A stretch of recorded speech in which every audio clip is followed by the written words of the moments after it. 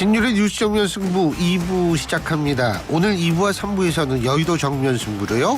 국민의힘 조경태 의원 그리고 지금은 무소속이 되셨죠. 이상민 의원 두 분을 2부와 3부에 걸쳐서 인터뷰를 할 텐데요. 여러분들도 의문사안이 있거나 하실 때에는 우물정 0945 샵 0945로 문자로 보내주시면 제가 여러분 대신해서 질문을 해드리도록 해서 답변을 얻도록 하겠습니다. 유료 문자입니다. 짧은 문자 50원, 긴 문자 100원의 유료 문자 여러분이 보내주시면 제가 여러분 대신해서 여쭤보도록 하죠. 함께 만드는 방송을 이렇게 만드는 겁니다. 자, 먼저 국민의힘 조경태 의원 연결해 보겠습니다. 조 의원님 안녕하세요. 네, 안녕하세요. 조경태 의원입니다. 조 의원님 감기 조심하십시오. 저 아주 네네. 감기 걸려가지고 혼났어요. 네, 지금도 좀 요즘 상태가 안 좋은데요. 예. 독감이 좀 유행한답니다. 네네. 예. 기침도 많이 나오고 아주 혼났습니다. 아이고, 독감 예방 주사를 안 맞았습니다. 맞아도 걸리더라고요. 그러니까 요새는 독감도요. 이렇게 제가 볼 때는 그 좀 오기가 있나 봐요. 네. 맞아도 그냥 네가 이기나 내가 이기나 보자 그러고 들어오고 이러는 모양이에요. 평상시 우리 신율 박사님께서는 워낙 좋은 일을 많이 하시기 때문에. 아이고 별 말씀을. 잘 극복하실 것 같습니다. 고맙습니다. 네네. 자, 조경태 의원께 제가 우선 첫 번째 오늘 지금 의총 끝났죠? 네네네네.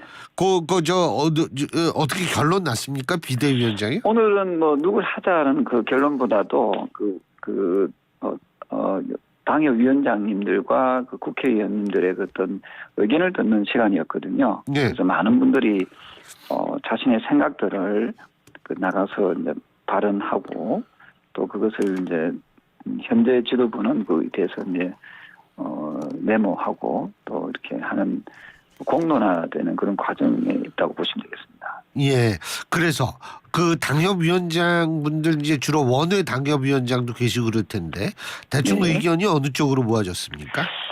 지금 현재로 보니까 수도권을 비롯해서 원외위원장님들 의견은 우려했던 것과는 좀 달리 상당히 좀 한동훈 장관으로 좀 의견이 좀 많이 좀 모아지는 그런 분위기고요. 예. 그 일부 현역 의원님들께서는 약간 그 언론에 나온 그런 내용들을 바탕으로 좀 우려의 목소리들이 조금 있는 걸로 그렇게 약간 그건 소수 의견이라고 보시면 되겠습니다. 어쨌든 소수 의견이지만 그분들은 역시도 좀 존중해야 되지 않을까 이렇게 보고 있습니다. 예.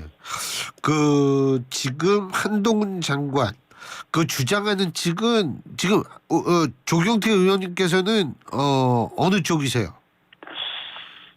저 같은 경우는 어쨌든 이 정치적인 그런 여러 가지 부분에서 예. 시대 정신을 담아낼 수 있는 그런 인물이어야 된다 이렇게 보고 있거든요. 예. 그래서 이제 조금 더 표현하자면 시대를 좀 이제 정치적 어떤 그 상황에서 좀 시대를 좀 뛰어넘을 수 있는 교체할 수 있는 그런 인물이면 좋겠다. 예. 라는 그동안에 우리 정치에 대해서 특히 여의도 정치에 대해서 국민들이 많이 식상해하지 않습니까? 예. 이 부분을 좀 뛰어넘을 수 있는 그런 새로운 인물에 대한 그 갈증들이 좀 시민들한테는 많이 있는 것 같고요. 예. 그게 지난번에 대선 때도 그리 드러났거든요. 예. 윤석열 대통령이 국회의원을 한 번도 안 했지만 새로운 인물이라는 여의도 정치에서 좀 멀리 떨어진 인물에 대한 그런 어떤 기대감으로 해서 저는 우리 당의 후보가 되고 또 대통령 당선이 되셨고요. 마찬가지 지금 기대하는 시민들의 또는 국민들의 마음은 좀 그런 어떤 여의도 합법을 서지 않는 그런 인물에 대한 그 갈증이 있는 것 같습니다. 예. 그래서 조경태 의원님께서도 한동훈 장관이 적임자다 이렇게 보시는 거겠네요. 현재로서는 뚜렷하게 지금 보수 진영에서 어쨌든 가장 강력한 경쟁력을 갖춘 인물이 73년생 한동훈 장관이라고 보고 있거든요. 예. 네, 그런 측면에서 지금 이재명 더불어민주당 대표와 대척점에 설 수 있는 좀 참신한 인물로서는 한동훈 장관이 조금 가깝지 않을까 이렇게 보고 있습니다. 근데 정치력이 검증되지 않았다 이런 얘기들이 많잖아요. 네, 그런 부분에 대해서 이 어떤 그 주장에 대해서도 저는 그 한동훈 장관이 많은 그 고심을 할 거라 보고 있고요. 예. 그 기존의 정치력이라는 것이 좀 사실은 가령 이제 국민을 향해 있느냐, 국민의 먹고 사는 문제에 대해서 얼마만큼 정치력을 발휘하느냐라고 봤을 때는 저는 기존의 기성 정치인들 역시도 저는 정치력에 한계가 있다 이렇게 보거든요. 그런 점에서 봤을 때 정치력에 검증되지 않는 이 부분이 위기일 수도 있지만 또 하나의 또 기회가 될 수 있고 국민에 대해서 또 참신함에 대한 또 어떤 희망을 줄 수 있기 때문에 저는 이게 어떤 단점일 수도 있지만 또 강한 또 이점, 장점이 될 수도 있다 이렇게 봅니다. 그 지금 국민의힘 일각에서는 19대 총선 예를 들으면서 그때가 이명박 정권 5년 차에 치러진 선거 아니겠습니까? 예. 그래서 그때 당시에 박근혜 비대위원장이 전면에 나서고 이명박 대통령은 뒤로 물러서서 선거를 치러서 이겼다. 이번도 한동훈 장관을 비대위원장 시키면 그렇게 될 수 있다. 동의하십니까? 네, 저는 사실 그 방향으로 가야 된다고 봅니다. 그리고 이번에 여당의 입장에서는 이번에 선거에서 패배하게 되면은 상당한 위기가 저는 당을 해체해야 될 정도 수준으로 저는 갈 수밖에 없다라고 보거든요. 예. 그런 점에서 이번에 비대위 또 이번에 총선을 준비하는 지도부는 상당히 비상한 각오로 저는 임해야 되고 그런 점에서 저는 한동훈 장관이 만약에 비대위원장이 될 경우에는 방금 말씀 주신 19대 박근혜 비대위에 버금갈 정도의 어떤 비상함이 있지 않을까 이렇게 봅니다.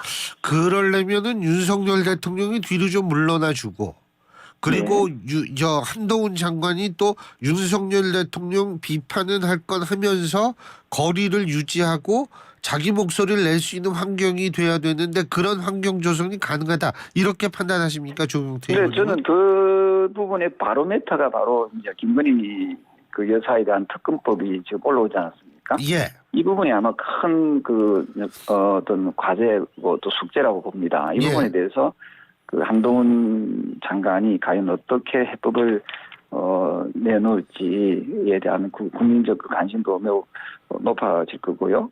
그래서 아마 여러 가지 상황에서 저는 한동훈 장관을 좀 시험대에 어울리는 그런 숙제들이 아마 비대위로 취임을 하게 되면 여러 가지 부분에서 좀 그런 과제들이 좀 어떤 풀어야 될 숙제들이 많지 않을까 이렇게 봅니다. 지금 예를 들면 김건희 특검법도 일각에서는 이게 특검법을 거부해도 이게 좀 곤란해지고 받아들이면은 이건 총선 내내 총선 때까지 김건희 여사가 정치권 중심에서 논란의 대상이 될 수 있고 그래서 아예 상설 특검법을 이용해서 빨리빨리 그냥 특검을 그냥 아예 진행시켜야 된다라는 주장도 있습니다. 어떻게 보십니까? 저는 이 대목에서 한동훈 장관의 어떤 그런 일종의 지혜가 아마 능력이 아마 드러나지 않겠나 이렇게 보거든요. 그 부분에서 저는 여러 생각들을 좀 고민을 하리라 보고 있고요. 저는 어쨌든 국민들의 눈높이에 맞는 저는 어떤 그런 인식과 그런 어떤 태도, 그런 정치력을 저는 발휘할 것이다. 이래 또 발휘해야 된다라고 생각을 합니다. 조경태 의원님은 지금 최다선 의원 중에 한 분이시니까 제가 여쭤보는 선거를 5번이나 치르셨잖아요. 예? 한 7번 했어요. 7번에서 5번 당선되셨잖아요. 근데 그거 좋죠. 근데 네네. 제가 좀 궁금한 게 선거에서 이 비대위원장보다 선대위원장이 더 중요하지 않나요? 그렇습니다. 비대위원장은 사실은 선거 체제에서는 물론 비대위원장이 또 선대위원장을 또 겸직할 수도 있거든요. 예. 네, 비대위원장이 선대위원장 그렇습니다. 왜냐하면 선대위원장은 공동 선대위원장으로 제도로 가기 때문에 비대위원장이 이제 선대위원장으로 해서 선거를 같이 치를 수 있고요. 그리고 또 하나의 또 축이 뭐냐면은 공천 그 심사위원입니다. 예. 그 공천관리위원장, 공천심사위원장의 역할이 매우 중요하죠. 지난 21대처럼 공천 예. 잘못하면은 저는 또 안 된다 이렇게 보거든요. 그래서 지금 선임될 그 비대위원장이 공천관리위원장을 선임할 또 자격이 임무가 부여되거든요. 권한이. 예. 그러면 공천관리위원장을 누구를 할 것인가 이것도 굉장한 또 숙제이고요. 또한 지금 말씀 주신 이 선대위원장을 어떤 사람으로 또 내세울 건가 이것도 이제 그 다음으로 또 중요한 그 과제입니다. 그래서 이 부분은 아마 새로 이제 임명되는 비대위원장의 역할이 저는 매우 중요하다 이렇게 보고 있습니다. 근데 지금 21대 공천 실패했다 이런 말씀하셨는데 어떤 면에서 실패했다고 판단하세요? 사실은 그때도 보면은 한석이 부족했던 그 어찌 보면은 소수 정당이었거든요. 제2정당인데 이것을 뭐 아무 현실적 그 경쟁력을 무시하고 그냥 그 어떤 그림을 좀 이상하게 그리다 보니까 경쟁력이 검증되지 않는 그런 후보들을 대거 공천을 했거든요. 예. 그래서 뭐 정치 신인이라는 이유로 대거 공천을 했는데 서울 수도권에서 다 떨어졌잖아요. 그리고 살아남지 못했거든요. 중진 의원들은 또 딴 데다가 이렇게 막 그냥 네, 배치하고. 그거는 뭐 예. 그렇게 할 수도 있지만 문제는 이겨야 되지 않습니까? 예. 졌거든요. 정말 저는 석고대죄했어야 된다 봅니다. 예. 그런 공천은 정말 아마추어적인 공천이거든요. 예. 그냥 멋부리다가 그냥 와르르 그냥 무너진 그런 어처구니 없는 그런 그 뭐 재앙을 우리 당 입장에서는 불러왔는데요. 사실은 민주당에서는 그분들께 크게 굉장히 박수를 쳐줘야지요. 예. 우리 당은 이제 그런 우를 다시 반복해서 보내서는 안 된다 이렇게 보고 있습니다. 우리 청취자 여러분들 중에서 의견 보내주신 분 거 대신 제가 여쭤볼게요. 조경태 의원님께. 유튜브 의견창에서 오순장님이 여쭤보는 겁니다. 홍준표, 이준석, 김웅 같은 인물은 당 밖으로 내보내야 한다. 어떻게 보십니까? 저는 그 말씀에는 동의하지 않습니다. 왜냐하면 우리 당이 이제 민주적인 정당이잖아요. 예. 너무 우리 국민들이 조금 어느 순간부터 민주주의에 대한 인식이 많이 부족해진 것 같아요. 민주주의라는 것은 좀 다양성을 포용하는 거거든요. 그런데 좀 더불어민주당도 마찬가지고 우리 국민의힘도 마찬가지고 너무 지나치게 소수의 의견에 대해서는 거의 왕따 수준으로 그냥 밀어붙이는 그럴 것 같으면 북한 공산당을 욕하면 안 되지요. 예, 그래서 저는 좀 다양한 목소리에 대해서 다소 마음에는 안 들더라도 다양한 목소리에 대해서 좀 귀를 기울일 필요가 있고요. 그리고 이제 이분도 역시도 이제 아마도 저는 뭐 개인적인 그 욕심보다는 당을 걱정하고 나라를 걱정해서 그런 표현을 저는 더 많이 하고 있다 이렇게 보고 있거든요.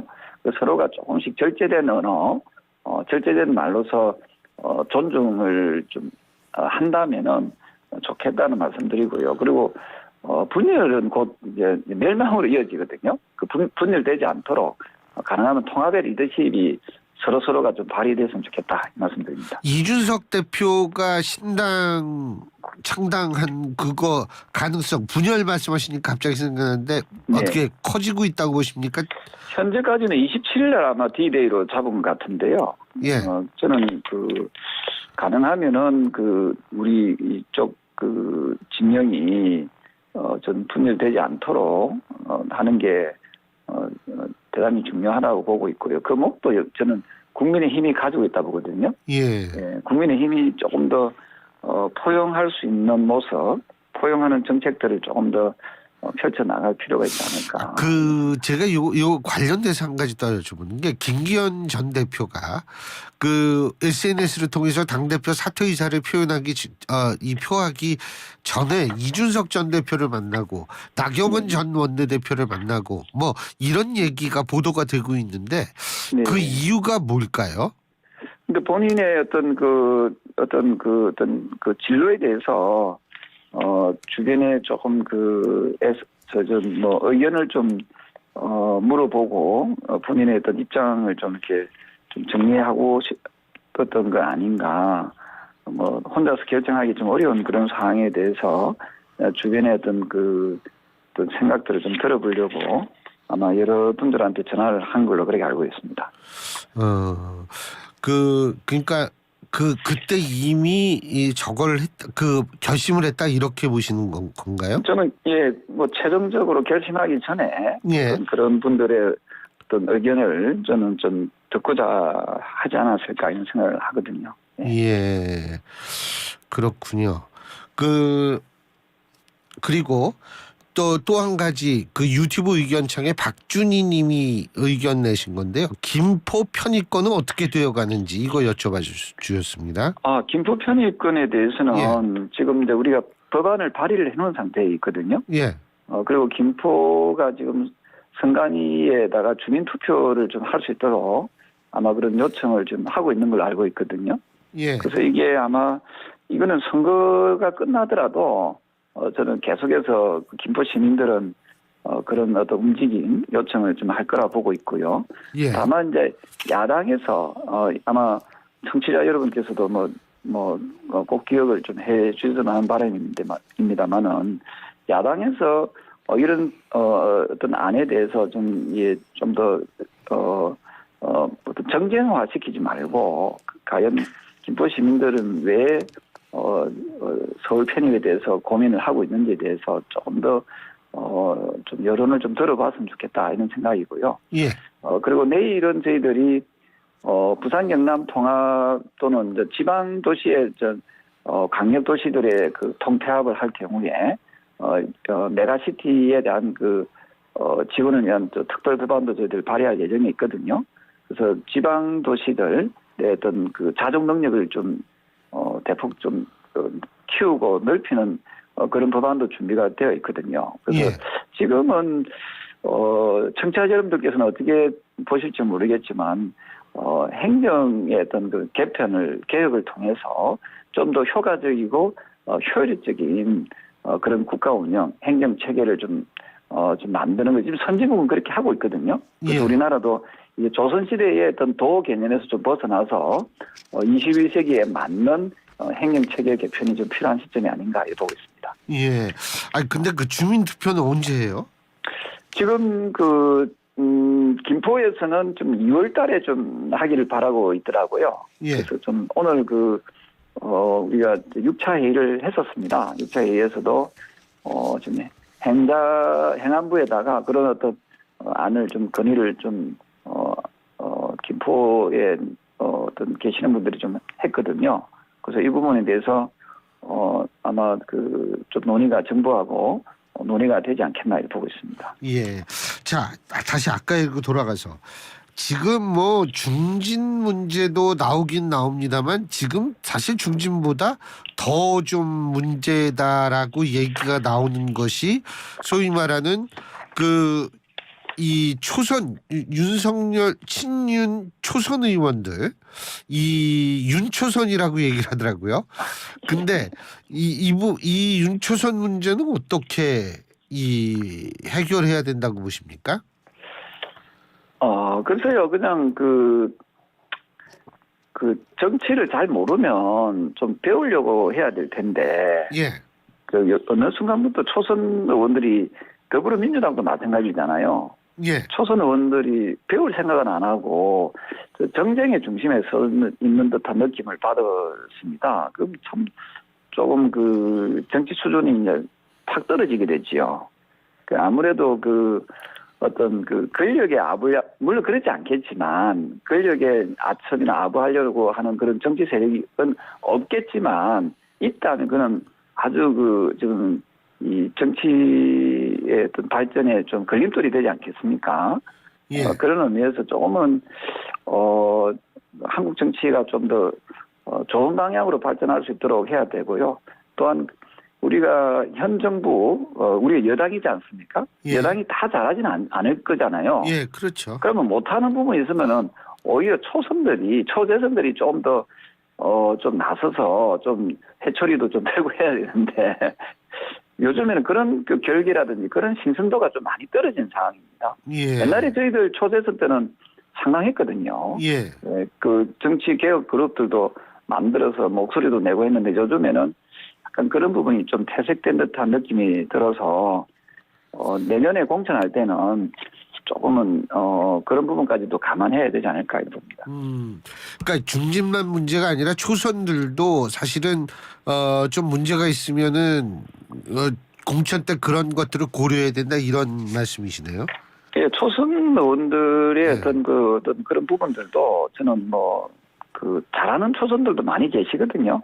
예. 그런 분들이 또 뭐 꼭 윤석열 정부를 옹호한다 해가지고 뭐 능력이 떨어진다 저는 그래 보진 않는데 예. 그냥 그 평상시에는 아무 말도 안 하다가 또 이런 문제 생겼을 때 앞장서는 분들이 좀 계시잖아요. 그분들은 예. 왜 정치를 하는지를 한번 좀 자신들이 좀 되돌아봤으면 좋겠고요. 예. 어차피 정치라는 것을 왜 하느냐로 했을 때 저는 정치는 알겠습니다. 밥이라 생각하거든요. 밥 먹고 사는 문제. 예. 이런 문제에 알겠습니다. 대해서 조금 더 목소리를 내고 좀 예. 신경을 쓰는 그런 좀 정치인이 좀 되면 좋겠다 이런 생각합니다. 예. 오늘 말씀 잘 들었습니다. 고맙습니다. 네, 감사합니다. 예. 지금까지 국민의힘 조경태 의원이었습니다.